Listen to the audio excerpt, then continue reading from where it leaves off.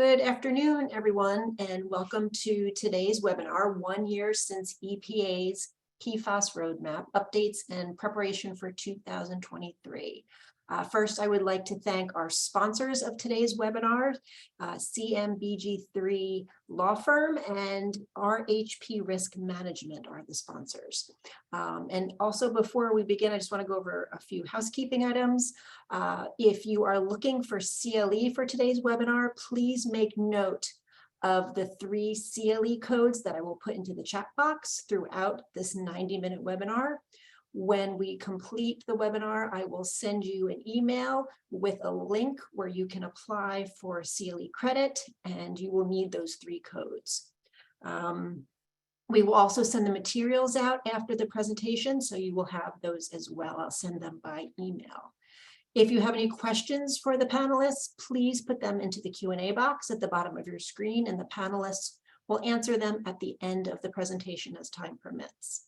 Now I'm going to introduce Frank Pagone, who will begin our presentation today. Frank? Thank you, Amy, and thank you all for joining us this afternoon as we discuss updates and preparations to consider 1 year since the EPA published the PFAS strategic roadmap. In particular, we'll cover status of action items within the roadmap, legal updates, trends and claims and best practices for risk management, and the role of historical insurance. As Amy mentioned, my name is Frank Pagone, and I am a manager and certified industrial hygienist at RHP Risk Management in Chicago, Illinois. As a certified industrial hygienist and with a background in human health risk assessment, I provide support, execution of environmental health and safety services, defining, analyzing, characterizing, assessing, and managing both occupational and non-occupational risks to human health and the environment. Today, I will be discussing the PFAS regulatory landscape as it pertains to updates since the EPA PFAS strategic roadmap. On October 18th, 2021, the EPA announced the release of the PFAS strategic roadmap, which set anticipated timelines and key action items to be completed across EPA programs. Throughout my presentation today, I'll review the key action items listed within the roadmap under specific EPA programs and highlight any updates made since October of 2021 when it was released. With this, I'll also expand on current or future implications for a number of these action items. Key actions presented for the Office of Chemical Safety and Pollution Prevention included topics such as Toxic Substance Control Act, or TSCA, a national PFAS testing strategy, and toxic release inventory reporting with an ongoing robust review for processes for new PFAS. Regarding the national PFAS testing strategy and TSCA, EPA issued its first test order under the testing strategy in June of 2022. For this first test order, EPA selected 6,2-fluorotelomere sulfonamide betaine, which is a chemical substance used to make commercial firefighting foam. Companies subject to the test order may conduct the test as described in the order, such as testing the physical chemical properties and health effects following exposures such as inhalation, or provide EPA with existing information that they believe the EPA has not identified. In March of 2022, EPA issued an open letter to manufacturers, processors, distributors, users, and those that dispose of fluorinated containers to raise awareness of PFAS formation and migration. Additionally, EPA issued a notice for public comment that would remove 12 chemicals identified as PFAS from the current list of approved inert ingredients. For the fiscal year 2020, the National Defense Authorization Act immediately added 172 PFAS to the list of chemicals covered by the Toxic Release Inventory, or TRI. As an update to this list, 4 additional PFAS chemicals were added for each of the 2021 and 2022 reporting year. Key actions presented for the Office of Water included expanding PFAS monitoring in drinking water, publishing health advisories and toxicity assessments for PFAS chemicals, and restricting PFAS discharges. In addition, they also listed monitoring aquatic life, establishing a national primary drinking water regulation for PFOA, PFOA, and published updates to laboratory analytical methods. On December 27th, 2021, the 5th Unregulated Contaminant Monitoring Rule, or UCMR 5, was published. and that will require samples to be collected at public water systems between 2023 and 2025 for 29 PFAS chemicals and lithium using analytical methods developed by the EPA and consensus organizations. For the Safe Drinking Water Act requires that once every 5 years, the EPA issue a list of unregulated contaminants to be monitored by public water systems. Note, this is not the first time PFAS chemicals have been included in the UCMR, as chemicals such as PFOA and PFOS were in UCMR 3. Shortly after release of the PFAS strategic roadmap, EPA published a final human health toxicity assessment for Gen X chemicals, which underwent both a peer review and public comment. Currently, PFOA, PFOS, and PFBS have toxicity values, while PFBA and PFHXA are currently in their draft form. In April 2022, EPA issued a memo addressing PFAS discharges, and the EPA issued National Pollution Discharge Elimination System, or NPDES, permit. For federally issued permits, EPA will include requirements to monitor for PFAS, requirements to use best management practices like product substitution and good housekeeping, and establish practices to address PFAS-containing firefighting foams in stormwater. EPA also proposed the first Clean Water Act water quality aquatic life criteria for PFAS, focusing on PFOA and PFOS, and continues to work on long-term efforts to set a nationwide technology-based standard for certain PFAS discharges under the Effluent Limitations Guidelines program. In June of 2022, EPA released 4 drinking water health advisories for PFAS. As defined by the EPA, health advisories are values or levels identified with a concentration of contaminant in drinking water at which adverse health effects and/or aesthetic effects are not anticipated to occur over specific exposure durations. As you see in this table with a list of summary of chemicals, you see the health advisories stated for PFOA, PFOS, Gen X chemicals, and PFBS. Health advisories are non-regulatory and reflect EPA's assessment of the best available peer-reviewed science. Proposed drinking water maximum contaminant levels for PFOA and PFOS are expected in December 2022, or this month, with the final rule projected in December 2023. Absent MCLs for PFOA and PFOS, the regulatory landscape for PFAS compounds in drinking water consists of an array of widely varying state promulgated standards and regulations, and these values vary by state and can be found at the state level. The Drinking Water Contaminant Candidate List, or CCL, is a list of contaminants that are currently not subject to any proposed or promulgated national primary drinking water regulation, but are known or anticipated to occur in public water systems. The EPA uses the CCL to identify priority contaminants for regulatory decision-making and information collection.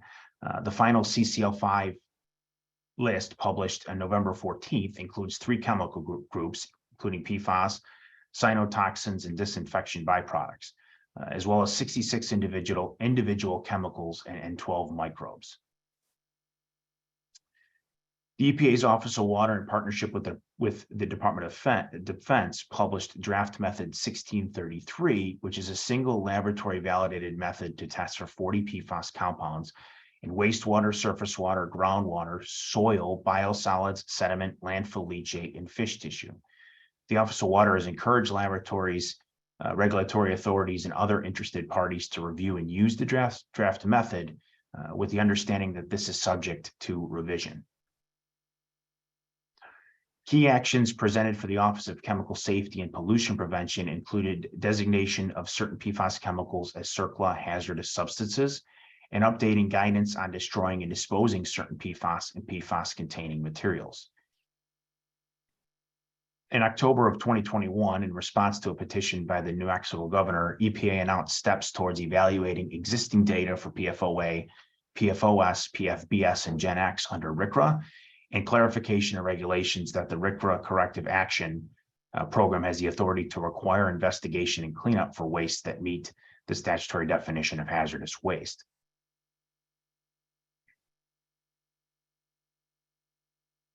More recently, on August 26, 2022, EPA issued a proposal to designate two of the most widely used PFAS, PFOA and PFOS, as hazardous substances under CERCLA or Superfund. Once finalized, these designations as CERCLA hazardous substances would require facilities across the country to report on PFOA and PFOS releases that meet or exceed the reportable quantity assigned to these substances, enhance the ability of federal, tribal, nations, state, and local authorities to obtain information regarding the location and extent of releases, as well as allow EPA and other agencies to respond to release or threats of release of PFOA and PFOS as hazardous substances without making a determination of imminent and substantial danger. The final rule is planned for August of 2023. Prior to the release of the EPA strategic roadmap, the EPA released for public comment the new interim guidance on destroying and disposing of certain PFAS and PFAS-containing materials that are not consumer products. Research continues on proper destruction and disposal, with the EPA required to publish a final guidance by December of 2023.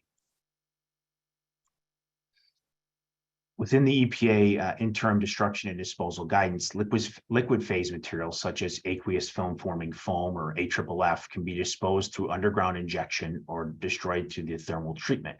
However, incineration of PFAS and AFFF has been banned in multiple states and suspended by the DoD. Additionally, the EPA also indicates that these materials can be stored until additional studies on disposal techniques have been completed. This, of course, has led to the increased need for additional research on appropriate disposal or destruction techniques and alternative product considerations. Alternative firefighting materials include fluorine-free firefighting foams or dry chemical agents, each with their own performance strengths and limitations, which should certainly be considered before proceeding with an alternative. The Office of Air and Radiation continues to build technical foundations to address PFAS and air emissions and the foundation for potential Clean Air Act regulations. And key ongoing action items for the Office of Research and Development include developing and validating methods to detect and measure PFAS, advance the science to assess human health and environmental risks for PFAS, and evaluate and develop technologies for reducing PFAS in the environment. As a way to assess human health and environmental risk, the EPA has developed a systematic evidence map to characterize available evidence for 9,000 PFAS, which was published in a peer-reviewed manuscript. The SEM, which is available online, is an interactive table that can be filtered to highlight health studies relative to specific PFAS chemistries. As shown in the image here, you see an example of the table as well as the publication. In April, EPA's Office of Water published a draft method 1621, which is a single laboratory validated method to screen for organofluorines in wastewater. The method is labeled as a screening method because it does not quantify all organofluorines with the same accuracy and has some known interferences. Several pharmaceuticals and some pesticides contain fluorine, but don't meet the EPA's definition of PFAS. The method tells the user that organofluorines are present, but does not identify which organofluorines are present. The strength of the method is that it can broadly screen for thousands of known PFAS at the parts per billion level in water samples. In May of 2022, EPA also added 5 PFAS to a list of risk-based values for site cleanups. These values, known as regional screening levels and regional remedial management levels, help the EPA determine if response or remediation activities are needed for Superfund and other agency programs to investigate contamination.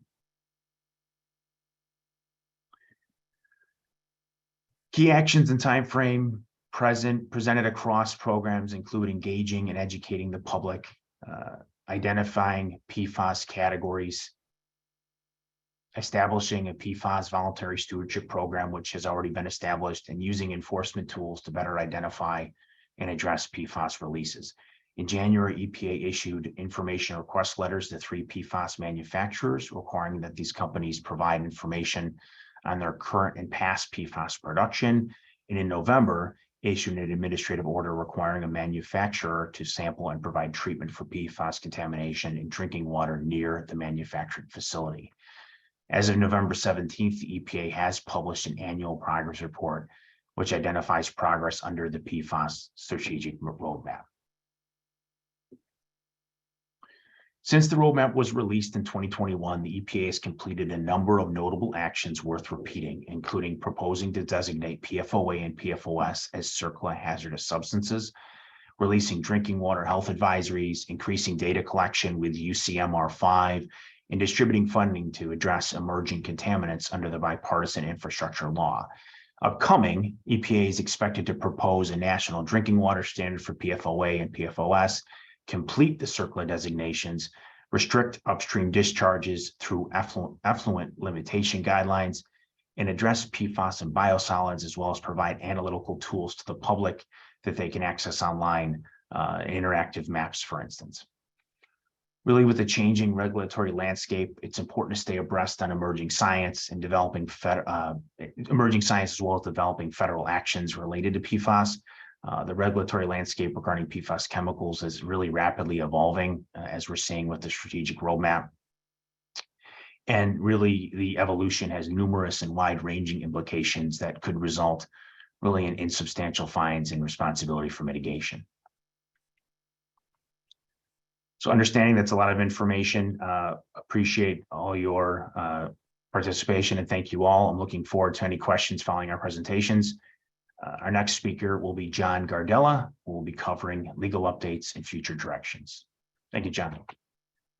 Thanks so much, Frank, and thanks to Perrin for inviting me and having me, and thanks to everyone for joining us today. I'm just going to throw up my slides and get started. So my name is John Gardella. I'm a shareholder and one of the owners of CMBG3 Law, based out of Boston, with offices in California as well. And for just about 20 years now, I've focused my practice on environmental and toxic tort remediation, compliance, litigation, and risk management issues. So PFAS has certainly been something that's been on our radar and my radar for quite some time, and that's ever increasing, which is why we're here today. I think to get us started, maybe I'll start with where we kind of are right now in terms of the regulatory picture in this country. And just as a quick segue from what something Frank concluded with, he mentioned all of the changes that are happening at the federal level in terms of CERCLA, Safe Drinking Water Act regulations. All of these things, in my opinion, are certainly going to become final rules. What happens after that, of course, we will talk about today and will be the subject of a lot of legal debate to come. But one of the things that shouldn't be overlooked is the impact of the recent elections on what's going to happen at the federal level. I think with the shift in power, at least with the House being controlled by one party, the Senate being controlled by another party, a lot of what we're going to see in the next couple of years is not a halt or a stop on any of the EPA's regulatory efforts that are taking place, but rather limitations perhaps on the funding that goes to the EPA to actually pursue polluters. I don't think that's going to be enough to significantly deter a lot of what's coming, but it's something to keep on your radar for sure. And it certainly goes to the point of how political the PFAS issue really is. So moving away from the federal level, though, at the state level, there's really truthfully been a ton of action in the last couple of years. And as you can see from the slide right here, where are we right now? Well, we're at 20 plus states with drinking water standards, 14 states with food packaging regulations or bans. I think we're right at 12, maybe at the 14 point right now with AFFF bans as well. And then we have the most aggressive states, honestly, that are putting forth legislation that bans all products with intentionally added PFAS from coming into the state or being sold in the state. Maine is at the forefront of this, has the most robust timetable for this intentionally added PFAS ban.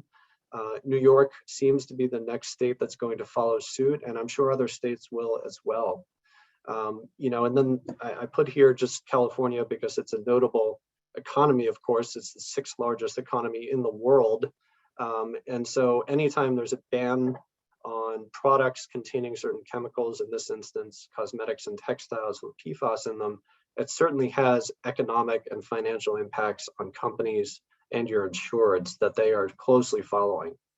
But, the overall state picture is here, but just look at what we've seen, just in the last 4 or 5 years. And these are bills that are the number of bills that have been introduced, not necessarily passed, year over year in the various states in this country. And you can see the significant increase. And I don't think, there's about a month left to go in 2022 here. I don't think we're going to see a decrease. I think it's going to show a slight upward tick as well. So that's kind of the state picture. A common question that I'm often asked is, understand how these bans and these regulations and legislation pieces impact companies, specifically companies that are selling these products that are subject to the ban. But how does this matter in the big global picture? How does it matter to insurance companies and insureds, and why should we care? Well, I would say two things. One is that a number of these pieces of legislation that get passed, and I'm thinking here particularly of Maine, although Maine is not the exception, have reporting requirements kind of tacked onto them as well. And what that means is not only are the states, outright banning products, but they also have built in some sort of legislation that allows the state to collect data or information from companies about non-regulated products in terms of how much PFAS are in those products. Companies are and should very well be concerned about this sort of data collection that's taking place at the state level. Not only are there trade secret issues that have to be considered, but there are future litigation issues to be considered as well. A lot of the information that is shared with the states is public information or can be easily obtained through things like FOIA requests. And therefore, when litigation ensues, there is public information out there that can drive litigation and be a significant and real risk to insurers and insureds and companies alike. So I would keep that in mind. And the second is, second point is in terms of, well, how does this matter in the big picture? Future litigation that is to come, whether it's on the environmental side or whether it's on the products liability side that we'll talk about in a few minutes, one of the key components of either type of litigation is sort of notice and what the company knew or should have known, how it followed up with regulations that were being introduced, passed, or even suggested, and how the companies were adapting business practices in the face of even proposed legislation. In a way, the arguments they will be made that companies should have been on notice about X, Y, or Z related to PFAS from these particular pieces of legislation. And so again, whether it's in the environmental remediation or a compliance type of issue under the Clean Water Act, Clean Air Act, something like that, or if it's in the products liability realm, that type of notice issue will have significant impact. And so companies really do have to follow this, and they have to show how they are tracking the information and what they're doing with the information to consider their own best practices internally. So, moving now to the litigation picture and where we are right now. Well, there's a lot going on, truthfully. A year ago, there would not have been this much to report on, but the last year has seen a great deal of significant PFAS litigation action increase. And the first is, the challenge to the EPA's health advisory for the certain PFAS that Frank mentioned. And I put here the three basic arguments that are being put forth to try and challenge the EPA's authority or the EPA's health advisories directly and get them overturned. This is making its way through the courts, but it's certainly something to watch. I will note, just out of interest, that in the state of Michigan, which had recently passed drinking water regulation or standard for 7 PFAS, very similar arguments were used in that state to challenge those drinking water standards. And actually on November 15th of this year, the state court found in favor of the challenger to the drinking water standards. In that particular case, the linchpin and the reason for the ruling was the state of Michigan had not properly or at all considered the financial impacts of the drinking water standards, which was required under the regulatory authority in the state. Not only are similar arguments being made about the health advisories, but I would expect similar challenges under the CERCLA designation or the Safe Drinking Water designation, the Safe Drinking Water Act standard that is to come. I think in addition to that, we've seen an incredible amount, and probably a lot of, if there are insurers on the phone or on the webinar right now, a lot of where the legal action is taking place is with the enforcement action at the state levels. And that primarily deals with states that have drinking water standards and the aggressive pursuit of finding polluters that are potentially responsible for that and holding them accountable for cleaning up. I've seen various statistics about this, but if I'm taking the median of what I've seen, there's been about 175% increase over the last 3 years alone among the nations in this state in terms of enforcement actions with respect to PFAS that are being brought for drinking water actions, which is quite significant. And as you all know, probably can be quite costly to the companies or the insurers involved in those actions. Then, of course, there is the AFFF MDL. I'm sure everyone is very well aware of this. Right now, of course, there is a bellwether trial that has been set for late May, early June, which is something everyone is closely following. There was an appointment of a mediator quite recently for the MDL in case parties wish to try and resolve prior to the bellwether, which is something that some parties are pursuing. And then importantly, the judge in the MDL indicated an interest in having the discovery phase of the personal injury cases that are on the MDL begin, which will be something that I think everybody who has an interest or some sort of leg in the PFAS litigation arena will certainly pay close attention to and what comes from that. In addition, this year alone has seen an incredible uptick in the number of consumer fraud cases that have been brought specifically with request to PFAS. And what these are in short is claims or lawsuits that are alleging that the products are marketed as green, environmentally friendly, safe for human health, et cetera, yet they contain PFAS. And since PFAS present human health risks and are biopersistent, there's been false advertising going on. Consumers have been duped. I mention this because in this year alone, there have been, by my count, 22 such lawsuits, which may not seem like a lot, but if you look in the past year or two alone, there were only 1 or 2 per year prior to this. And the industries that are being targeted so far are cosmetics, clothing, feminine hygiene products, and food packaging. I would certainly expect as these lawsuits continue to make their way through the court system, that the number of these cases and the industries targeted will continue to increase. Excuse me. Then, of course, we have the growing number of state attorney generals that are bringing remediation lawsuits.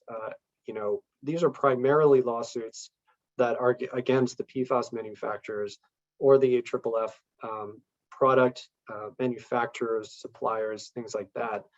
But they're noteworthy for a couple of reasons. One is because, as you can see here, there's a growing number of states actually bringing these lawsuits, and they present really enormous risk or liability to the parties that are actually sued in the lawsuits. Of course, we have the Minnesota $850 million settlement from years past to go upon, but some of these states like California have the potential to be even larger in possible settlement. I also flag this because many people think of these lawsuits as just dealing with AFFF defendants or the PFAS manufacturers themselves, but I caution everybody as to whether that will hold true in the future. And I say that because some of these states, some of the PFAS manufacturers didn't have a direct presence in. So the lawsuit is essentially saying, you manufactured PFAS X in this state, yet it found its way into our state. That's fine, but it's going to raise the question in the future of contribution claims. The parties may allege and are going to try and allege that while they may have sold this chemical or this product to these states, they were subsequently used by a slew of different types of industries. And the question has to be on everyone's mind as to whether or not the actual chemical manufacturers themselves will start going after downstream commerce users of the PFAS in contribution actions, even in these state level remediation lawsuits. And then I think finally, just to round out the last year, there's been a significant increase in the number of class action lawsuits brought by citizens. And I'm dealing with some of these, our office is dealing with some of these, and we've seen a noticeable increase as well. A lot of the claims deal with property remediation or devaluation claims. things, as you see here on the screen, like nuisance, strict liability, and negligence, very, very common claims. But I would flag two things about these lawsuits. One is the medical monitoring aspect that's finding its way into virtually all of these PFAS class actions. There's a split in the states right now as to whether or not medical monitoring as a claim can stand without proof of actual injury. Some states allow it, some states don't. But in the states that don't allow it or have been silent on the issue, it's being challenged at the state Supreme Court levels. And as the number of states increase that allow these type of medical monitoring claims to proceed, the settlement values or the potential risk and liabilities are going to increase exponentially, because these could be hundreds of millions of dollars, tens of millions of dollars in costs to set up a medical monitoring program, depending on the scope and size of the population affected. And then lastly, I would just flag the Hardwick case out of Ohio, brought, of course, by the famous Rob Bilott. He is, in addition to asking for medical monitoring, he wants another science panel. He, of course, was the one responsible for reaching the agreement originally for the C8 science panel. And we all know the findings that came from that. He's now asking for a science panel that's much broader and looking for a much bigger scope of PFAS, in addition to a huge class of citizens that currently right now, in terms of where the ruling stands, would include all the citizens in the state of Ohio. That has enormous impacts on the future litigation of where PFAS is going to go. So that's where we are. Certainly a lot for the last year in terms of litigation and legislation. Let's look to the future. I do think, as I said before, that the CERCLA and the Safe Drinking Water Act issues that Frank mentioned earlier will become final rules next year. I don't see that slowing down significantly at all. But what comes from that will be most important, and that will be the challenges to those final rules. That is, in my mind, an absolute. That is going to happen. There's going to be legal pushback on those designations, those standards, and it will just be a matter of what the courts do with them that will have the dramatic impact on where we are all going with the PFAS litigation in the future. I do want to note one thing about the CCL5 that Frank mentioned. Frank mentioned that, I think he said 68 chemicals were added to the list. But I do want to note that all PFAS as a class were actually included to that CCL as well. And that's important for a number of reasons. Of course, the CCL doesn't mean that once a chemical is listed on there that it automatically becomes regulated. It doesn't mean that at all, but it at least shows an indication by the federal government that they're willing to investigate and open the door to future regulations that go well beyond just PFOA or PFOS or any of the sort of 5 core PFAS that are being regulated at the moment. So it's certainly something to watch in terms of how that plays out and what steps the agency takes after this to test a much broader class of PFAS. And then, on the state level, where are we going in the future? Well, I don't think there's any great surprises here. I think that the industries that have been targeted thus far, in particular cosmetics, food, and textiles, are going to continue to be focus points of regulations or bans. I think at last count, there were 12 states in the process of drafting or contemplating bans on one or more of these particular product type industries. So that's quite significant, and we could see that happen next year, as early as next year. And then in addition, I also know that there are at least half a dozen states who are contemplating, or again, talking about introducing complete bans of PFAS on products, similar to what we have seen in Maine and similar to what New York is discussing as well. And then I think finally, to round out my time today, I just wanted to kind of preview where I think the litigation is going to go in the future. Excuse me, I already mentioned, the challenges that I see happening legally to the Safe Drinking Water Act and the CERCLA designation. But something that's going to make it a little more complicated than it already is are the two things I've listed here. First of all, the World Health Organization findings with respect to the drinking water standard. They've released a report about a month or two ago now, in which they put forth a proposal for all nations across the globe, indicating that they felt something in the range of 400 parts per trillion was the appropriate drinking water standard for nations looking to have regulations in place. Now, of course, this received a ton of uproar in the United States and the EU. You have to understand that the WHO was looking at countries who have, exponentially much more limited financial means than either the US or the EU. They were putting forth this proposal for developing nations, third world country nations as well, to try and give them some sort of guidepost for what they could do, even if they have limited means. However, as we all know, the WHO is quite respected, and it's not, a group of scientists who are not well respected. They very much are. In their findings and their report is going to have it's going to have impacts on the litigation that takes place in this country, in particular the challenges to these federal agency acts that are coming. And then finally, I don't think we can, with respect to the challenges, I don't think we can ignore the ruling of the US Supreme Court from June of this year, West Virginia v. EPA. I will not bore everyone with the legal language that went into that ruling, but the important takeaway is that in very short, the Supreme Court essentially said, if the EPA has not been granted specific power by the Congress to take certain action and to take certain regulatory steps, then it can't. It's exceeding its power. Now, that's a broad oversimplification, but I think it hits the point. That's, I fully expect, 100% is going to be one of the prime challenges to the EPA's actions under both the Safe Drinking Water Act and CERCLA. Of course, there are distinctions, I think, that can be made between the West Virginia case, which dealt with greenhouse gas emissions, and the Safe Drinking Water Act, CERCLA, and PFAS. But time will tell, where that lands, and I think it's something that should remain on our radar.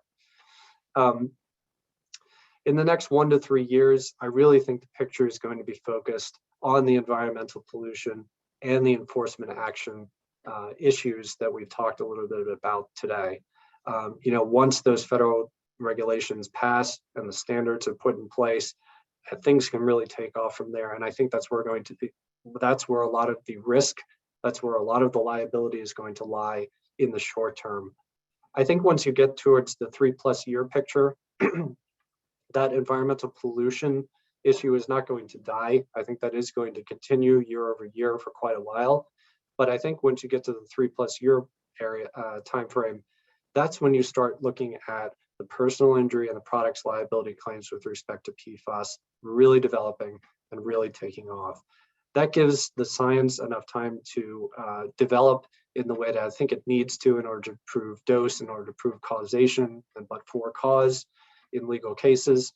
And, in addition, I also think it gives the plaintiff's bar time to get more statements from federal regulatory agencies or international agencies about the carcinogenicity of certain PFAS that are going to be at issue in these particular cases. So I think we're looking at a narrowing window of time. I used to say it was going to be 5+ years. The time is moving quickly, and the science is evolving quickly, and the EPA is moving quickly. And so right now, as we sit here today, I'd say within the next 3 years, certainly look for a robust and ever increasing personal injury products liability litigation nationwide for PFAS consumer products. And then the last two issues I just flagged before my time is up is, as I mentioned before, I do think the consumer fraud lawsuits are going to continue, specifically with respect to PFAS. I just think that they're, in a way, too easy to overlook for plaintiff's bar. There's no causation issues at play in those cases, really. And so it's a lower threshold to pass than a personal injury claim or a products liability claim for sure. But in the meantime, again, I want to stress, as my final thought, really look to what's happening with the medical monitoring issue, because in the time it's going to take to bridge where we are now to what I call the 3-year window where the personal injury claims are going to start, the medical monitoring claims themselves present the biggest liability and financial risk to companies and insureds that are being brought into PFAS lawsuits by private citizens. Again, they're extremely costly, and there are states that allow for medical monitoring claims even without injury, which is quite significant. So with that, I just want to thank you. My contact information is here if you need it. And my time is up, so I want to pass to Sara Brothers right now. Thank you. Thank you, John. My name's Sara Brothers. I'm with Great American Environmental Insurance Group, and I will be talking about claim trends and coverage issues. My screen shared here.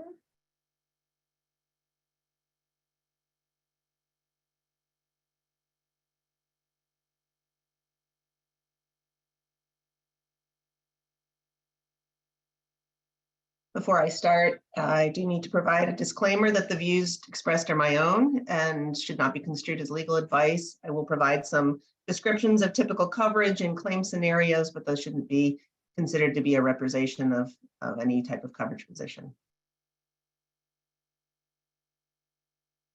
So no surprise, given what we've heard about federal regulations and the state of litigation and state regulations, that there are a number of PFAS claims that the insurance industry is experiencing overall. And I'm going to talk about that universe of PFAS claims and provide some claim scenarios as well as typical environmental insurance coverage considerations, as well as some risk management and claim handling best practices. So when we look at the universe of PFAS claims overall that the industry is experiencing, they can really fall into three main groups. The first is, as we heard about and discussed quite a bit in John's presentation, are the products and claims of bodily injury that are being experienced by the manufacturers and the main users of PFAS chemicals. And those typically are falling under general liability policies, product liability policies, as well as excess liability policies. And so there's a number of claims that are coming in. Many of those claims may be presenting against older general liability policies that do not have an absolute pollution exclusion. Then we're seeing claims that are coming in that are associated with the legacy use of PFAS, particularly of PFOA or PFOS, and they have been used in a wide variety of industries, and these may come in as cleanup, investigation, remediation, or property damage, trespass, negligence, nuisance type claims. And they may either hit an existing, again, older GL policy, or they may be they may come in and be presented as a claim against a environmental insurance policy that does not have pollutant exclusion for PFAS or for cleanup. And the third are operational releases. And I think it's important to note that there are still releases of PFAS and long chain PFOA, PFOS, as well as some of the newer PFAS formulations that are associated primarily with firefighting. So, and particularly at airports, but also in states where AFFF foam that has PFAS has not been banned yet, as well as some of the Gen X manufacturing facilities, i.e. the newer PFAS chemicals, which may be having air emission releases, wastewater releases, those types of things. So I'll talk about each of these in turn. So talking about, and I'm not going to spend a lot of time on this because I think we've heard a lot about it from where the MDL is and the manufacturers of product and the state suits that have come across the manufacturers of products. But again, these are associated with historical or current manufacturers of PFAS. They can be class action lawsuits, state and municipality actions, as we've heard, water and wastewater utilities. And I think this is one I'll talk about a little bit. So under the UCMR 3 rule, there were 6 PFAS chemicals that were required to be tested by certain water utilities and purveyors. And then, and that was in 2013 to 2015. So the final reports were in 2016. At that point in time, the detection limit for those PFASs was a 70 parts per trillion, which was the health advisory action level at the time for EPA. And if PFAS, of those 6 PFAS, if they were detected, they were required to be reported in the consumer confidence reports. And in some cases, it was the first time that water utilities were aware that they had PFAS in their water system, either at the source or in the delivered water product. And so there are a number of those water utilities that then had to install carbon systems, reverse osmosis systems, things like that, incur costs. And they have looked to the manufacturers of PFAS in some cases as for some help, basically, in paying for those additional costs and the damages to their water systems. One thing that to note on that is that those water systems that are pulling from groundwater wells in particular are more likely to have PFAS, but it's not it's not just groundwater. There is PFAS that's been identified in surface water bodies as well, but particularly for those water systems that are pulling water from groundwater wells, there's definitely, those are the ones that have found PFAS in many cases. Firefighters who claim to be damaged, and then that counterclaim to end users. John referred to this a little bit. So then if a producer of PFAS has been sued, but they didn't actually release PFAS to the environment, there are cases where they have turned around and they have named parties where there's known contamination of PFAS as a countersuit. So those are claims that are coming in as well. Again, these are typically being presented under general liability or products or excess type policies, a lot of litigation and legal defense, and a number of different coverage triggers that are listed. A few example claim scenarios: fire equipment manufacturers named in over 1,000 lawsuits, mostly in the AFFF MDL. Just most recently, in the last week or two, the Attorney General of California sued 18 major chemical companies who manufactured or sold PFAS that has in turn contaminated water and irrigation systems. I see in these most recent suits a good possibility, as John had noted as well, that there will be counterclaims to those parties who used the products and had releases to the environment. And then also a number of notices to insurance companies from manufacturers of PFAS, particularly apparel, fire trucks, cosmetics, as John had said, under both primary and excess coverage positions. When we get to that legacy use of PFAS claims and historical releases, it's important to remember that PFAS have been in use since the late 1930s. And continue to be used. Now, the longer chain PFAS compounds other than AFFF, have been pretty much phased out in the late 2000s, but prior to that time, very typical to find it in a number of different compounds. One of my favorite quotes about PFAS is that the only place you don't find it is where you haven't looked yet.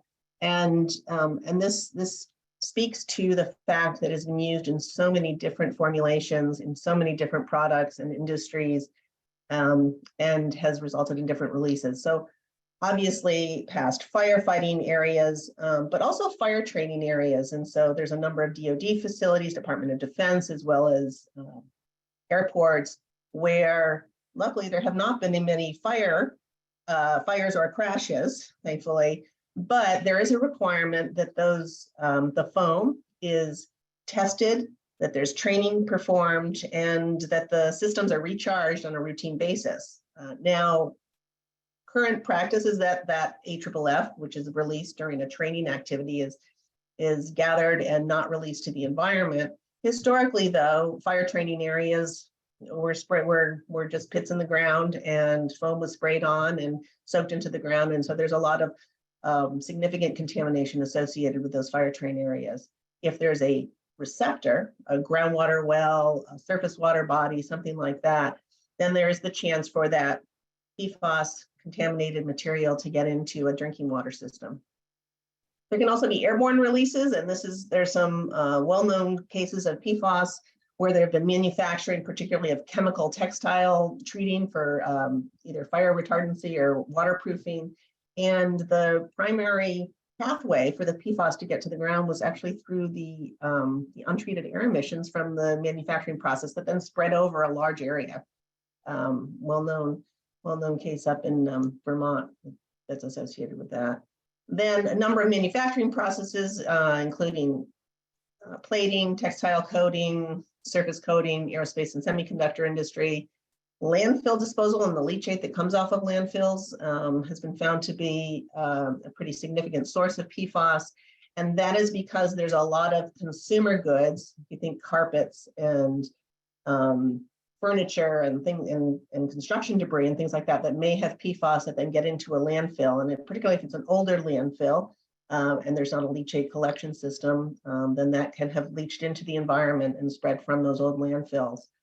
And then industrial and municipal wastewater discharges and their biosolids. There's cases where biosolids have been applied to ground that has been used for cattle grazing, and the cattle's milk has had PFAS detected in it. So the biosolids and industrial and municipal wastewater discharges are definitely sources. There's numerous other ones as well. So how do these PFAS, how is it discovered that there is PFAS associated with this legacy use of the chemical? And again, I go back to the UCMR 13 period of time where there was a large kind of an explosion of discovery of, oh, we've got PFAS in drinking water wells or in aquifers, as well as the states requiring assessment and remediation either in response to that or into just that understanding overall that PFAS is an issue that they need to understand in their state, and also in due diligence. So in phase 1s and phase 2s in particular, where consultants are recommending PFAS investigation. And I will say, you know, I don't think the federal government moves very quickly. They certainly didn't move very quickly, you know, between 2016 and 2022. There was a PFAS action plan or a roadmap prior to the current one, which is being implemented. But the states have really taken the lead on requiring assessment and remediation of developing cleanup action levels, screening levels, remediation levels, and issuing remediation orders. California, for example, has issued orders over the last year or two, which require assessment of PFAS at airports, landfills, wastewater treatment facilities, drinking water purveyors, and plating facilities, as well as large industrial facilities, refineries, things like that. So they're slowly spreading their network out. They don't really, they require you to go out and look for PFAS and determine whether it's there or not. I don't think they've quite figured out what they want you to do with it yet. However, those standards are coming, and I think they're coming in the states more quickly and will continue to come more quickly than at the federal level. There's certainly states that are going to lead and have much lower cleanup levels, and there will be states that will wait for the EPA to act. But even in those cases, the state agencies are requiring, in many cases, testing for PFAS, and in some cases, treatment if it's suspecting a drinking water source, for example. These claims can come in under, again, historical GL policies that were occurrence-based and were written prior to the absolute pollutant exclusion. And we'll hear more about how people are finding and using those policies in the next presentation. And they can also be presented under existing environmental pollution liability policies that are written. They've been written really from the 90s on. And again, a broad number of coverages can be triggered: litigation, investigation, and cleanup, claims of bodily injury and property damage, business interruption, if someone has to, a third party claims business interruption that they have to shut down or move or stop operations. And although we're not seeing a lot of claims yet on non-owned disposal sites, I think particularly once there's a CERCLA designation for PFOA and PFOS, that we'll see some kind of the typical non-owned disposal site claims come up associated particularly with landfill and past Superfund sites. There's just a few claim scenarios. I won't read these in detail, but these are very typical scenarios. Here's an example of a state agency requiring, this is an example of a due diligence at a past plating facility, finding PFAS in soil and groundwater, and then requiring reporting to the state agency and further assessment remediation, really a kind of a cleanup type trigger. In another, a landfill site is reopened due to detections of PFAS and leachate in surrounding groundwater. The landfill owner and waste generators are named in state cleanup action. This would be an example of a a non-disposal site action as well as a cleanup for the landfill operator and themselves. This is very typical of some of the larger PFAS claims. PFAS detected in over 100 private wells and traced back to airborne emissions from a textile coating operations. In one particular case that I'm aware of, the settlements are in the, $30 to $40 million levels, with medical monitoring funds established and individual property owners within the zone of area being provided payments, ranging anywhere from $1,000 to $100,000 or more based on their property damage. Not to mention, the cost of litigation and investigation remediation that will be ongoing. And this is a scenario, this last one is PFAS detected in a downgraded municipal water supply well. When that happens, the state typically will go out and look for who is the source or who are the sources of that impact. And they may issue broad orders to potential parties that either currently or historically may have had PFAS released.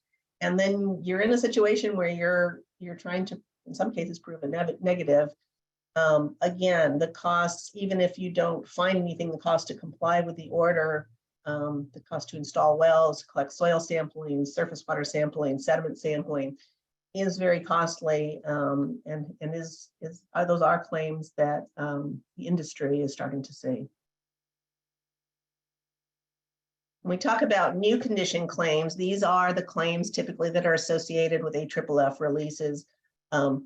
Ongoing new claims, firefighting, airplane and airport crashes, foam system malfunctions, particularly in hangars that are required to have AFFF foam. In some cases, the controls don't work. There's a defect in the construction. And if those foam systems malfunction, the foam goes off. If it's not contained within the building or in surface water retention basins around that area, it could go off site. And again, if it impacts a surface water body or the ground, then it typically will require some type of assessment or remediation. And then again, those next gen type PFAS releases to air, water, surface sediment. So there is manufacturing going on, there's air emissions that are going on. Another one that I've seen are incinerators that are incinerating PFAS, but having some type of incomplete combustion or alleged incomplete combustion and discharge of PFAS to the ground surface and the surrounding area from their emissions. So those are the primary operational releases, and those will typically come in under a pollution liability policy for new conditions that's written. It typically can include cleanup, but also, again, potential legal defense or bodily injury claims, natural resource damages, property damage. And something to be aware of on this one, it can be difficult to figure out is this a new release associated with an incident? So is it sudden and accidental, or is there some pre-existing level of contamination out there from past practices? And then, the unregulated contaminants, the PFOA, PFOS, we understand, but a little bit better than some of these newer next-gen compounds that may be released out there. So a few examples of claim scenarios for operational claims. Crash of a plane at an airport with foam discharge to a stream requiring additional remediation and further testing. Foam suppression system within a manufacturing facility that malfunctions during testing and releases large quantities of foam to the exterior ground surface. And something to be aware of, and this goes also to that availability of data, and also the new TRI reporting requirements at a federal level. There are manufacturing facilities of the new Gen X or next gen PFAS compounds that may have industrial wastewater or airborne emissions. Those are reported. They're typically going into publicly available reporting databases. And if they're detected in waterways or in air monitoring, those can result in citizen suits, which we see, if the citizens don't feel like the state or federal agencies are moving fast enough, we are seeing more citizen suits being issued, particularly for protection of stormwater or for surface water bodies. But then that can also push the regulatory agencies to enforce, to levy civil fines and penalties as well. There's a lot of challenges when a PFAS claim comes in. And we've talked about a number of these, listed some here, but one of the issues is there is a moving target. The regulations are changing, the cleanup standards are changing, states' requirements in terms of what media they want, what analytical methods they want to use, what detection levels they want, those are all changing. The laboratory methods, I think, are getting better, but again, we're talking about parts per trillion, and in some cases, when you look at the health advisories, which we can't even, they've promulgated, but you can't even detect them, we're talking about parts per quadrillion. There's a lot of laboratory quality assurance, quality control that's required to determine whether you actually have a detection or not. And there's a limited number of consultants and laboratories that have experience doing this, and the agencies really don't have experience. So in some cases, you're turning into a science project for the agency as you're collecting data and then trying to figure out what does this mean.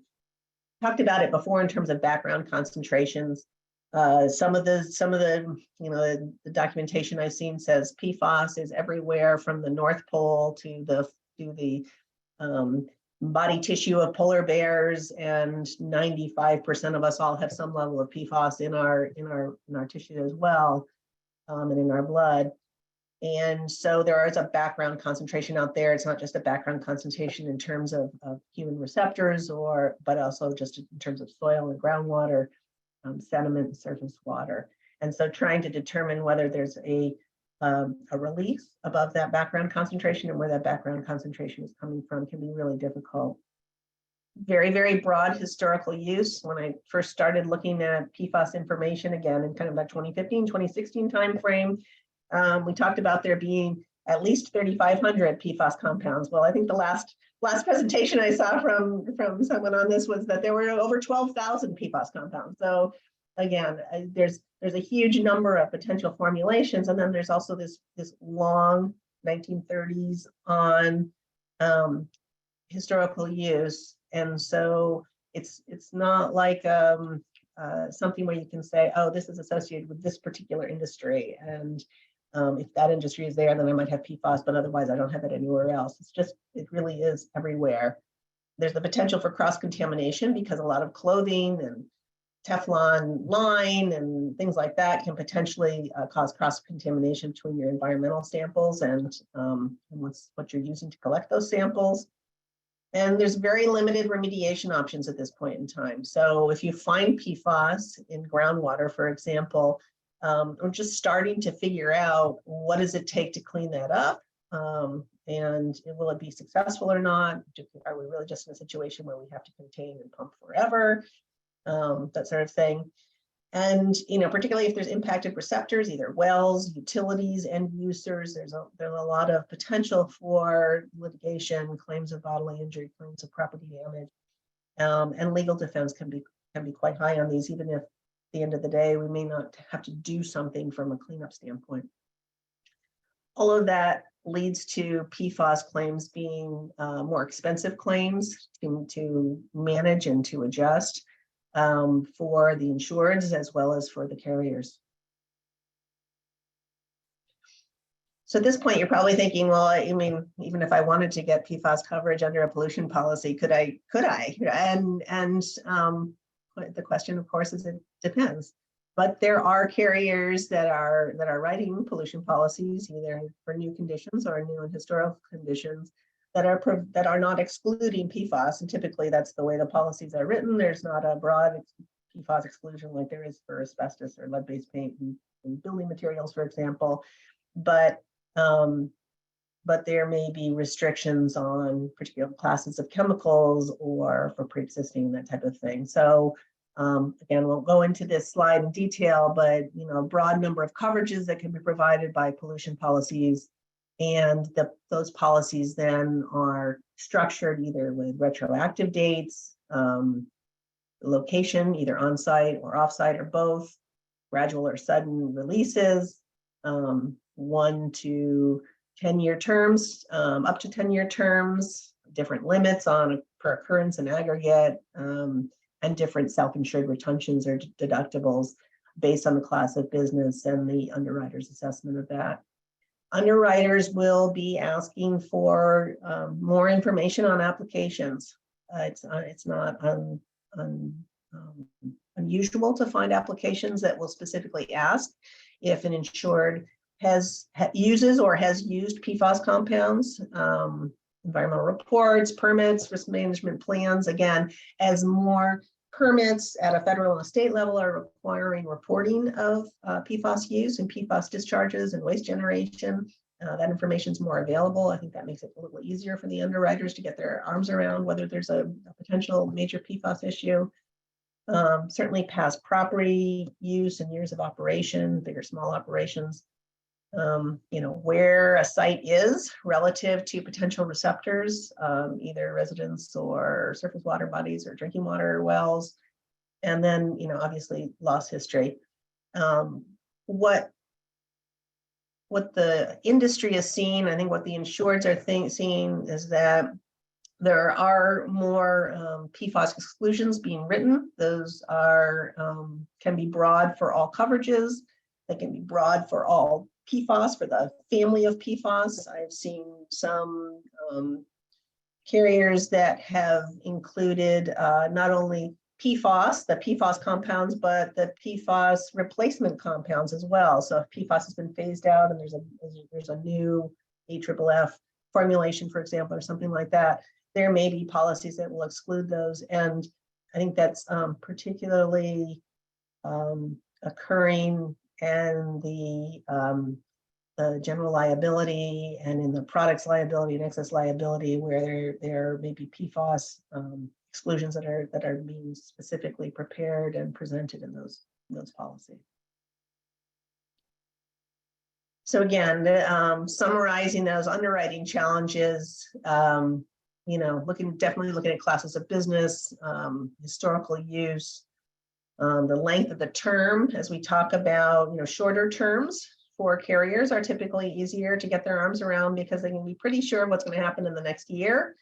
If you're talking about a 10-year term, though, and think about how PFAS and our understanding of PFAS and how it's been regulated and the litigation that's developed, how it's really evolved over the last 5 years and how it's likely to evolve over the next 10 years, that makes it more difficult as well. Certainly, any type of known PFAS use or past PFAS use or industry that very typically used PFAS, or the use of a foam suppression system, either currently or in the past, is going to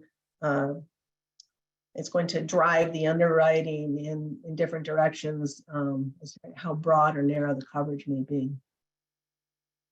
And again, availability of PFAS data. This is something that I think overall, the more regulations there are, the more that agencies are requiring parties to look for PFAS, just the way they made petroleum companies look for MTBE back in the 90s, or some of the other emerging contaminants like 1,4-dioxane, and a number of the other compounds that are out there. The more we'll be aware of, are there PFAS present or not, and at what levels? Are they above background or below background? And that data will, is it on-site or is it off-site? That all makes it easier to get your arms around from an underwriting standpoint. Again, from a claims consideration standpoint and underwriting, there's again a lot of industries. There's a coverage litigation regarding application of the absolute pollution exclusion. There's the development of the exclusions that I talked about. And again, these smaller players, right now, the larger manufacturers have been the primary target. The smaller players will get pulled in. I've heard a number of comparisons of MTBE and the litigation that's been associated with MTBE at the state level in particular, that PFAS is kind of following the same playbook in a way. And if you think about some of the cases that are out there where it wasn't just the major manufacturers or users of MTBE. And in some cases, states would have cast a broad net and brought in any party that may in the past have used MTBE or had MTBE detected in soil or groundwater at the site, for example, and they become part of that mass litigation, and the legal defense, again, and settlement defense costs are significant in those. Just a few best practices here for claims handling and risk management. First of all, in any claim, timely reporting is key. It can potentially affect coverage. And if there's been a release, obviously mitigating their pollution condition as soon as possible is important as well.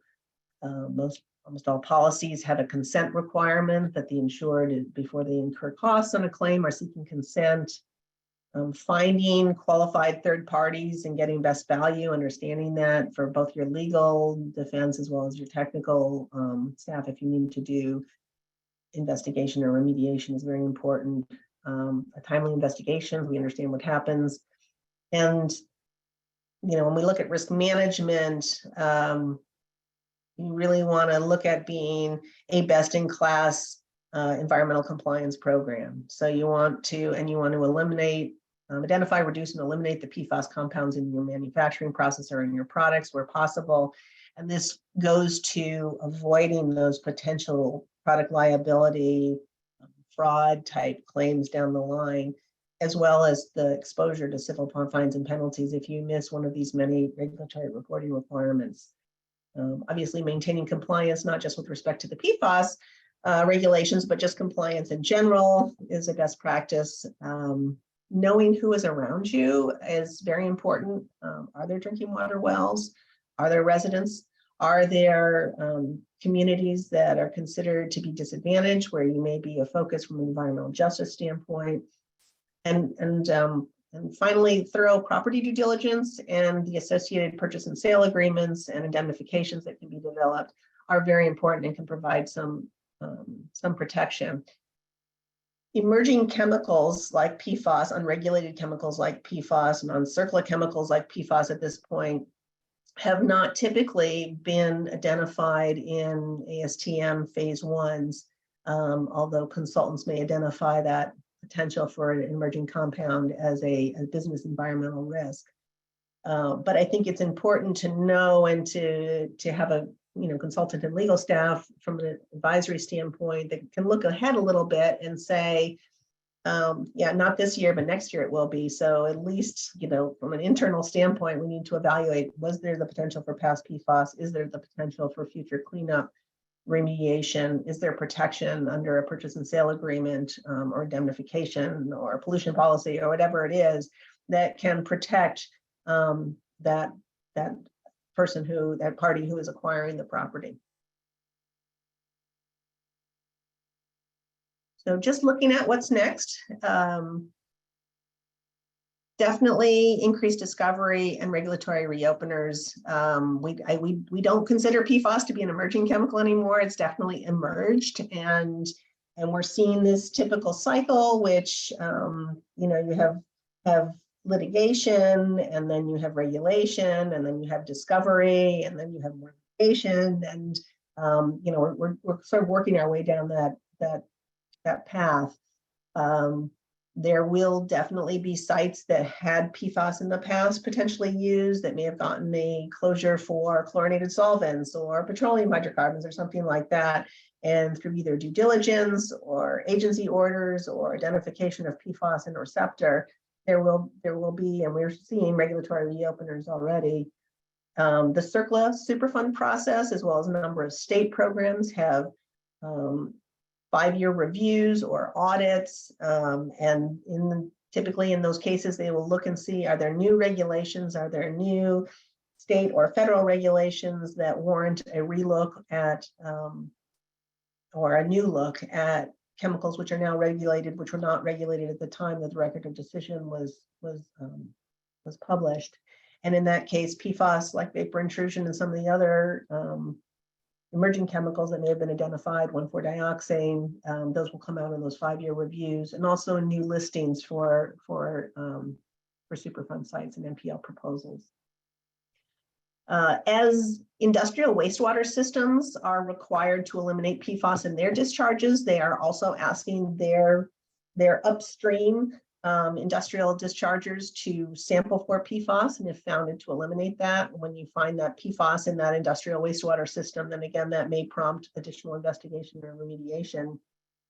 I think it's really important to emphasize this UCMR 5 rules, just like between 2013 and 2015, new set of data collection, 2023 to 2025, 6 compounds in 2013 to 15, 29 in this current round, lower detection levels, the detection level, the considered to be okay level in the UCMR 3 was 70 parts per trillion, typically for the PFAS of concern.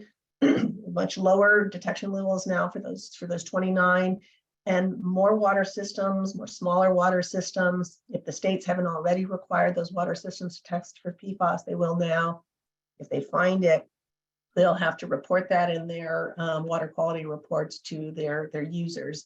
And again, if they find it, there's likely going to be water treatment or wells taken out of service, and discovery, trying to find out where that PFAS is coming from, then taking care of that. Talked about drinking water standards. That's definitely coming in, is going to again prompt, I think, more claims and more discovery. We are seeing some, it's a bench scale pilot studies going on right now that suggest that maybe forever chemicals are not completely forever, but those are at a very early stage. And we don't really understand a lot about how PFAS moves, how it may degrade, how it may stick around. But that's coming, and I think will come in the next 5 years or so, 5 to 10 years. There's definitely more data for sites, reduces uncertainty and risk when it comes to placing an insurance policy, and understanding your own risks relative to the properties that are around you. And I think that broader adoption of PFAS substitutes is happening.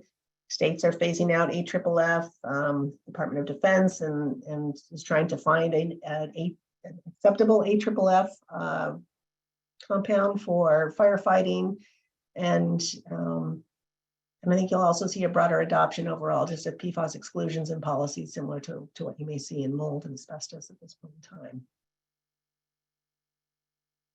With that, I will wrap it up and hand it off to Kristen. If you have any questions, I'll answer those after the presentation. Thank you. Thank you so much, Sarah. I'm going to go ahead and share my screen here. And I'm Kristen Drake. I am with PolicyFind, and PolicyFind is an insurance archaeology firm. And we do work throughout the country to document historical insurance programs. And as soon as I can get this to go, we will have a little black screen up here that's not letting me. Let me do it this way. Hold on just a moment. Hate to break the flow here. All right, here we go. We should be good. Can everybody see that now? Perfect. Okay. So as I was mentioning, we do insurance archaeology throughout the country to document historical liability insurance programs.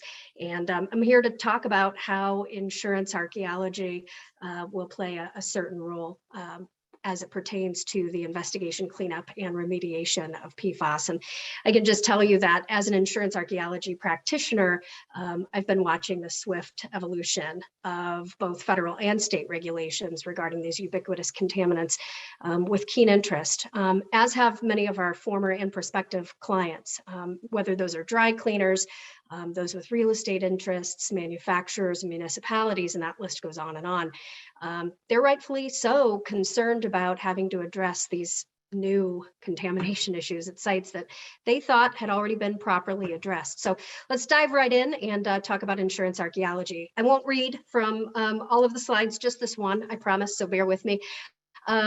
It's the definition of insurance archaeology. And simply, it's the practice of locating and retrieving proofs of the existence, terms, conditions of lost or destroyed occurrence-based GL policies. And you heard Sara kind of talk about those within her presentation. Insurance archaeology simply retraces historical insurance coverage to identify past owners and operators who may have contributed or caused personal injury or environmental damages. And so I think that definition really packs a punch, and I wanted to just take a moment to unpack it a bit. So the policies that we're most frequently looking for are those occurrence-based general liability policies. And it's occurrence-based rather than claims-made policies that we're looking at here, as occurrence-based policies cover losses that happen during the time the policy was issued, regardless of when a claim was filed. And they also protect against long tail events, incidents that could cause injury or damages years after they occur. So they cover unforeseen legal liability, and often these latent claims are claims that arise from a risk not anticipated by the underwriter and not accounted for in the original policy. And PFAS certainly fit that bill, don't they? So further, we find that most businesses, regardless of size, procured these types of policies for their everyday operations. Also within the insurance archaeology definition, it further delineates that we're looking for CGL policies, and those policies were introduced to the American marketplace in the 1940s, and they would respond to things like a slip and fall on the ice outside of a business.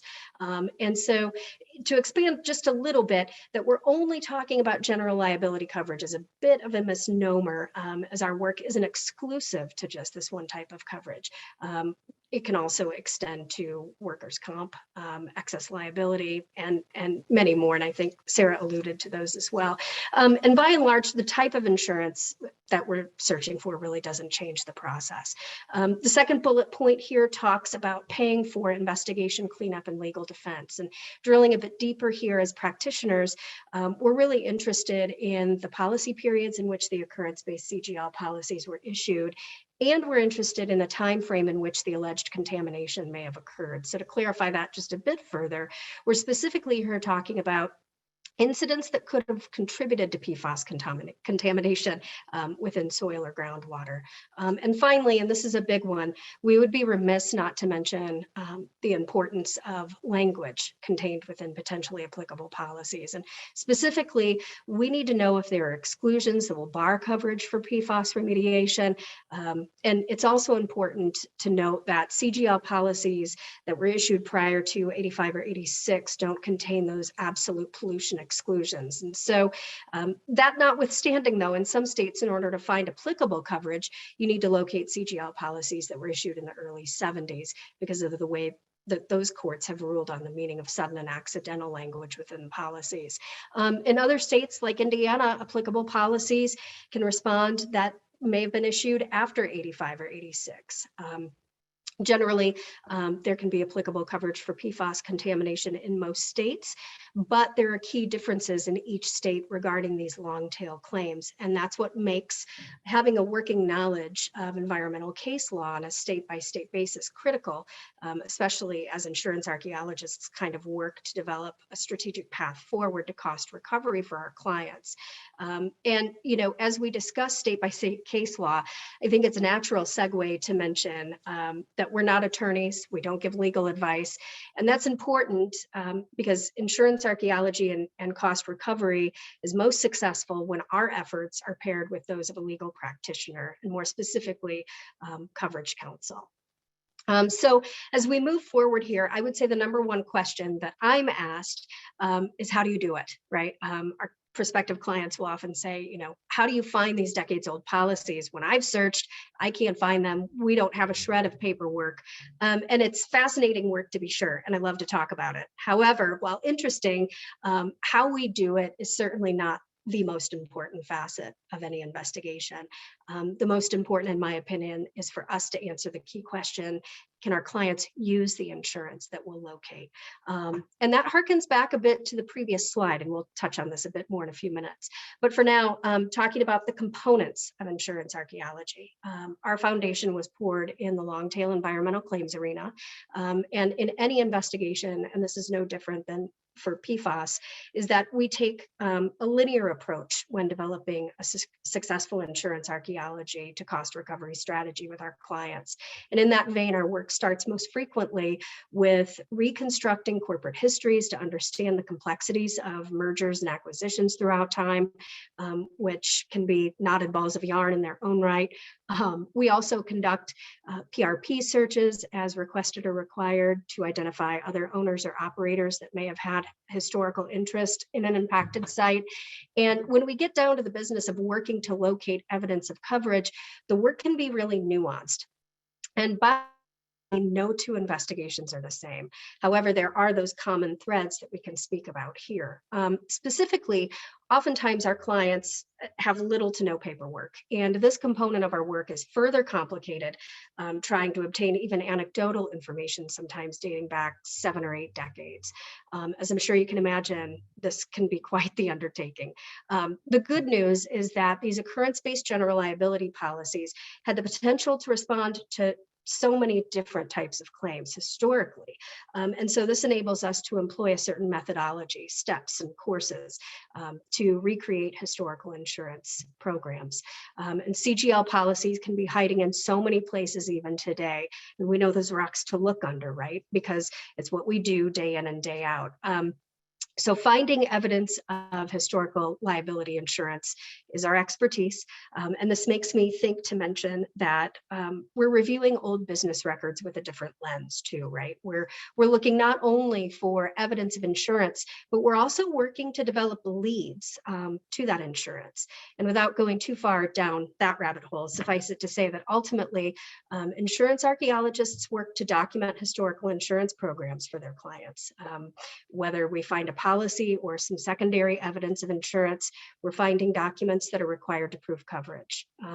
And so to assist with those efforts, some key pieces of data like carrier name, policy numbers, once those have been unearthed, we've created, maintained, and built upon proprietary databases that enable us to move our clients forward and not only identifying, but bringing to bear those old policies, specifically to further buttress the historical evidence of insurance and information that we locate.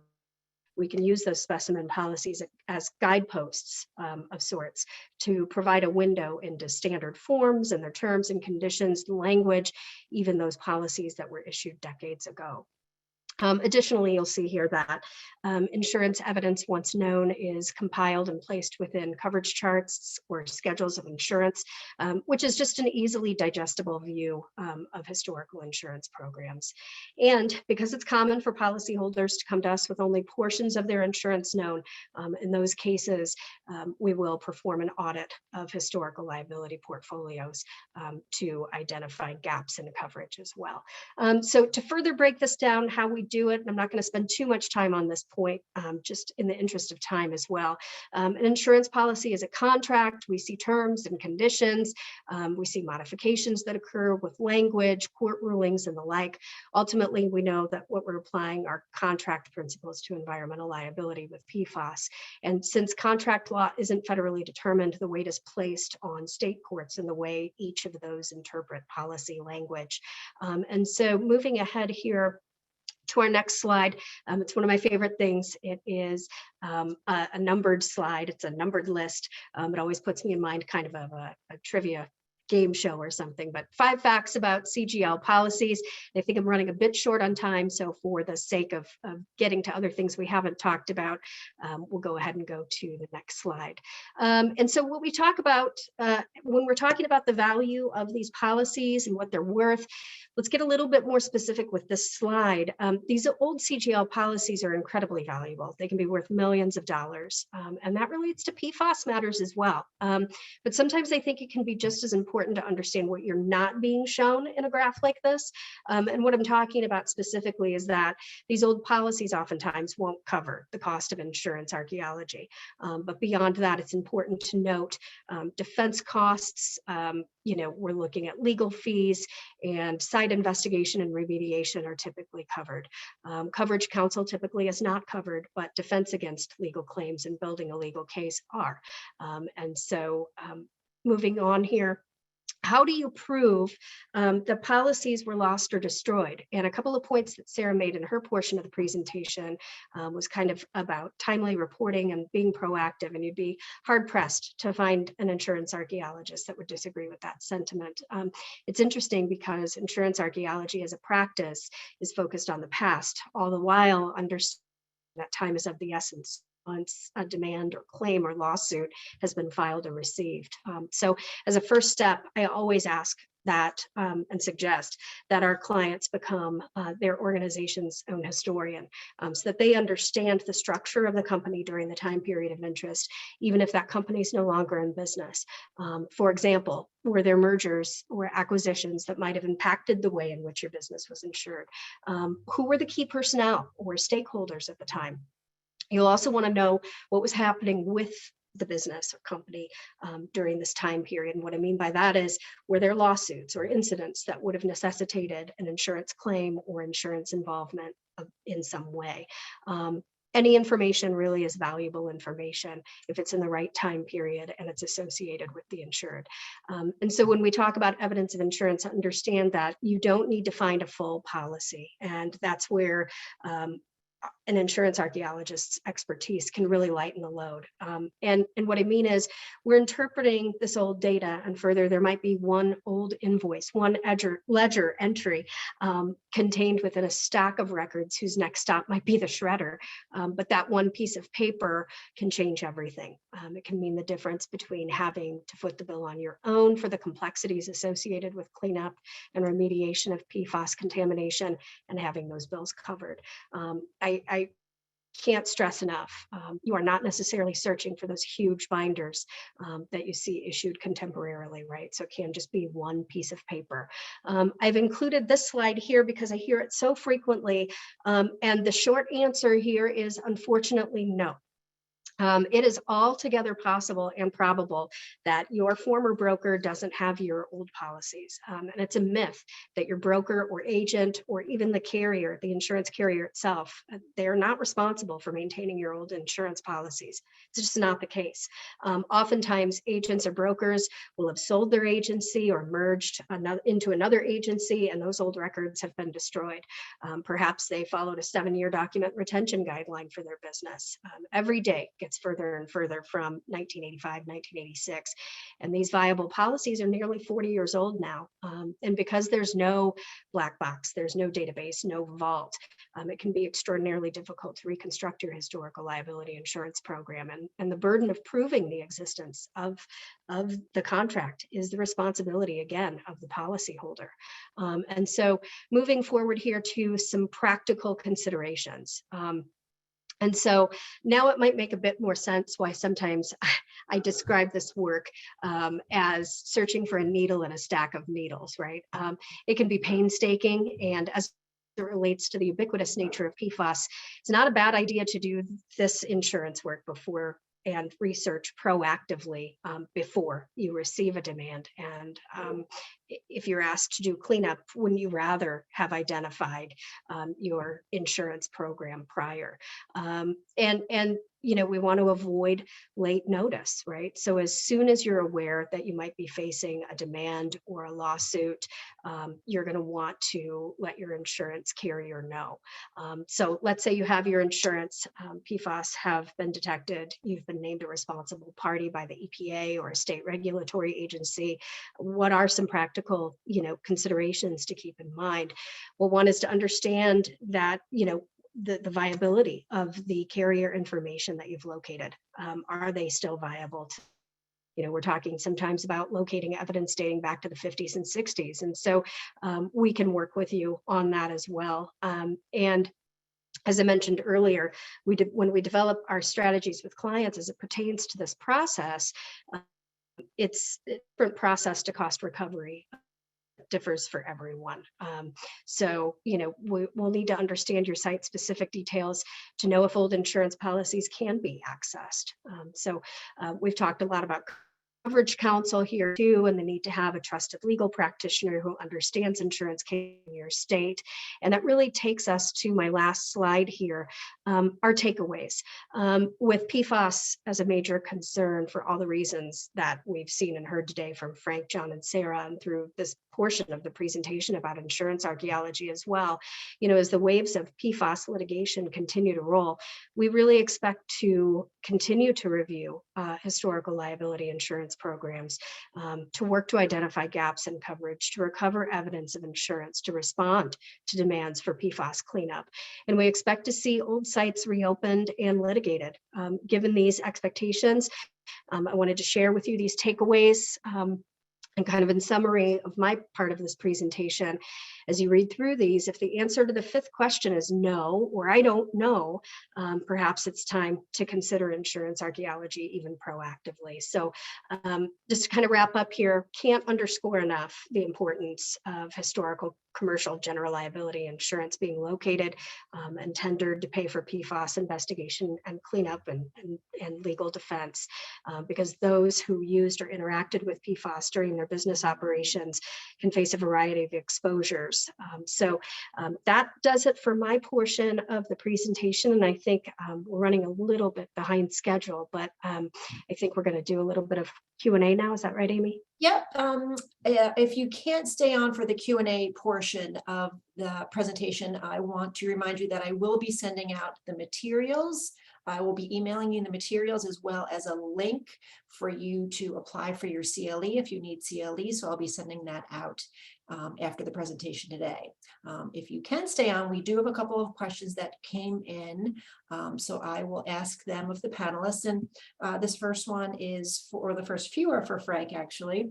Do you have data on how much of the US drinking water is compliant with EPA's original guidelines and would be compliant under the updated recommendations?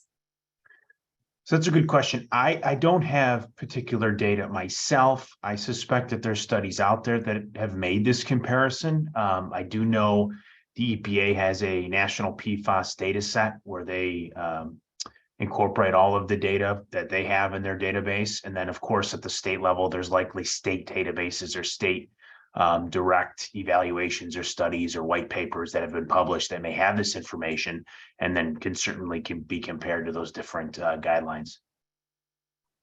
Okay, thank you. And what do you see as the most likely risk assessment methodology for PFAS given the number of congeners for which no toxicity information exists? Sometimes akin to the RPF-TEQ scheme used for carcinogenic PAHs and dioxins? So that's a great question as well, particularly the complexities of the health endpoints and modes of action and so on for the different levels of chemicals, as well as the chemical structure, will certainly complicate this process of a risk assessment. And toxicity equivalents, TEQ, and relative potency factors, RPFs, are ways in which have been used previously to estimate risks for mixtures. Whether I can provide or at least understand what the most likely risk assessment methodology is at this point, it's certainly hard to tell. The wide range of different chemical structures and chemical procedures certainly need to be evaluated to really determine which is the most appropriate way. And I think that's still underway at this moment. Okay. And this is a clarification question with regard to the case of PFAS in wells. Could you let us know the state? I'm not sure that's for my presentation in terms of wells. I don't particularly know what wells they're referring to. Okay. Okay. And then another question we had, are cleaners and launderers going to be responsible for the discharge of wastewater, which picks up the PFAS from textiles being cleaned? And what about home washers? I can take a stab at that one. I mean, definitely there are studies going on right now. Florida, for example, has a study that's gone on that looks at PFAS associated with wastewater discharges from dry cleaners and launderers. And the issue is there's a lot of stain resistant fabrics which are cleaned in dry cleaners, and then there may be water discharge that's coming from those, and then that is potentially being released or has been released in the past, or maybe getting to industrial wastewater treatment facilities. And so I think it depends on if there's been a release, and how much PFAS is in the ground, for example, if there has been a release, or if there's a permit or future permit that gets issued where a launderer may have to do something with respect to sampling for PFAS in their discharge and treating or preventing it. A lot of cleaners are closed loop, and so that material is just being gathered and taken out. So, but there's definitely dry cleaner sites where there's PFAS that's been associated with those dry cleaners. Car washes are another one where there's been waxes and things that have been identified. If they've had septic tanks and discharge to those, then they can see PFAS. Okay. And one more question that came in: can anyone speak to the present status of PFAS monitoring in stormwater discharges under CWA?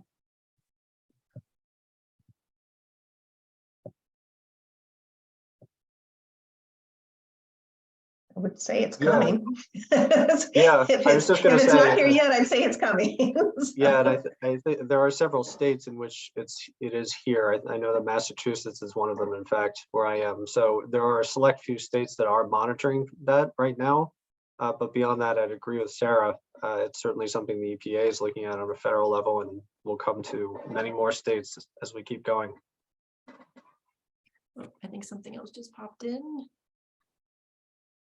How are military-based contaminations being handled? Well, that's a big question, Frank. Yeah, so DOD and all the different branches of DOD have done they've tested their drinking water supplies and have done a number of studies to identify past use of foam, current use of foam, fire training areas, such types of things. In some cases, they're done with those initial studies. In other cases, I think there's ones that are still going on. And then there's also, again, state agencies which have gone to federal facilities and either because of known contamination or suspected contamination, and have required them under, like in New Mexico, under their RCRA permits or corrective action, or under their state laws to investigate. So again, a number of well-known PFAS plumes that are associated with federal facilities. Typically, they're fire training areas, and they're having to investigate and remediate in some cases.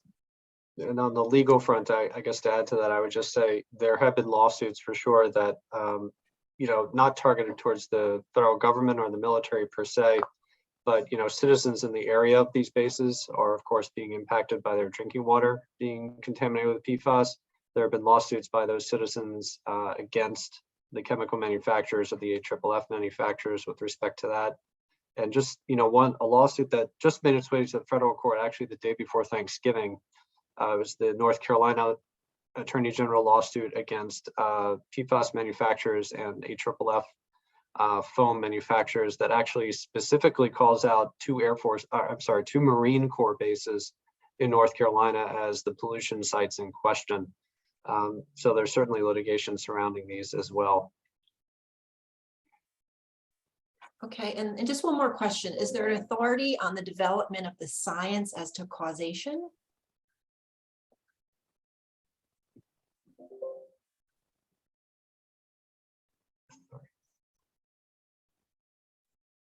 I'm not, Frank, I don't know. I'm not personally, I don't know if I understand the question.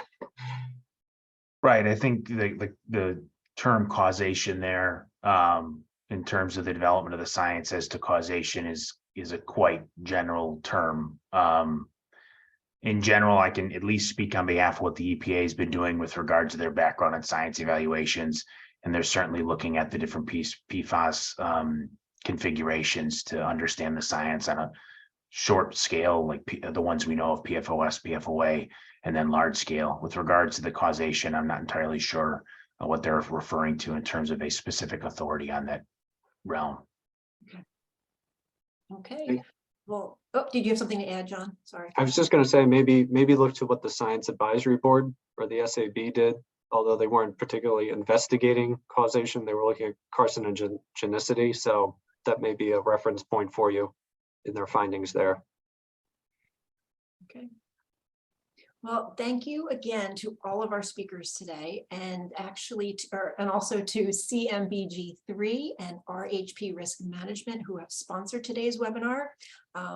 We really appreciate you all attending. Thank you. And I wanted to also let you know that Parent Conferences is producing a full day virtual PFAS webinar, and that will take place on February 9th.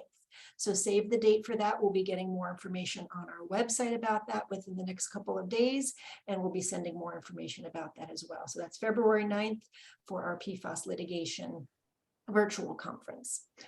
So thank you again to everybody, and we will see you again soon. Thank you. Thank you. Thank you.